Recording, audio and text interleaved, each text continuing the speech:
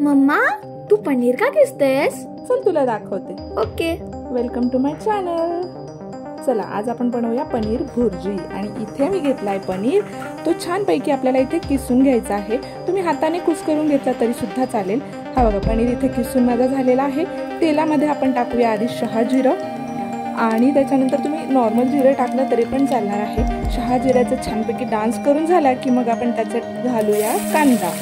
आणि कांदा सुद्धा गोल्डन ब्राऊन होईपर्यंत, ट्रान्सपरंट होईपर्यंत छानपैकी भाजून घ्यायचा आहे. आणि तेल जरा जास्तच घालायचं म्हणजे भुर्जी छान होते आणि खूप खाताना कोरडी अशी लागत नाही. कांदा सुद्धा इथे भाजून झालेला आहे. त्याच्यानंतर मी इथे तुम्ही कुठलाही पनीर मसाला टाकू शकतात. मी एव्हरेस्टचा शाही पनीर मसाला थोडासा फ्लेवरसाठी टाकला आहे.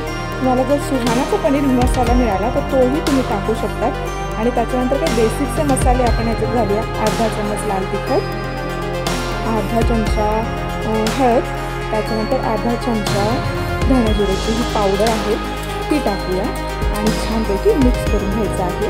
हे सगळं काही एकजीव असं मिक्स करून घ्यायचं. त्याच्यानंतर त्याच्यात आपण टाकणार आहे टोमॅटो जे बारीक चिरून घेतलेला आहे.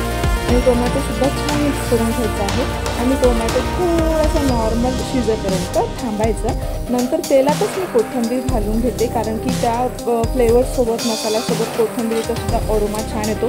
वरून घातल्यावरती तो काही फार असा येत नाही म्हणून मी तेलातच इथं कोथिंबीर घातली. आणि हे सगळं मिक्स करून झाल्यानंतर आपण ते पनीर किसून घेतलं होतं किंवा तुम्ही म्हणाल तर हाताने जर मोडून घेतलेलं पनीर असेल ते सुद्धा ह्याच्यात घातलं तरी चालेल. चवीनुसार मीठ घालायचं, छानपैकी एकजीव करून घ्यायचं. आणि त्याच्यात थोडीशी मी चिमटीभर साखर टाकणार आहे. साखर घातल्याने काय होतं की सगळे फ्लेवर्स जे आहेत ते व्यवस्थित बॅलन्स होतात आणि चव खूप छान येते. पनीर म्हटलं की पनीरची भाजी, पनीरची भुर्जी थोडीशी स्वीट अशी छान होते. त्यामुळे तिखटही कमी घातलं आहे. सगळ्यात शेवटीला मी घालणार आहे कसुरी मेथी. आणि याला एक 2 ते 5 मिनटं परतू द्यायचं आहे. झाकण ठेवायची काहीही गरज नाही आहे. आणि याला तेल सुटेपर्यंत हे परतत राहायचं आहे.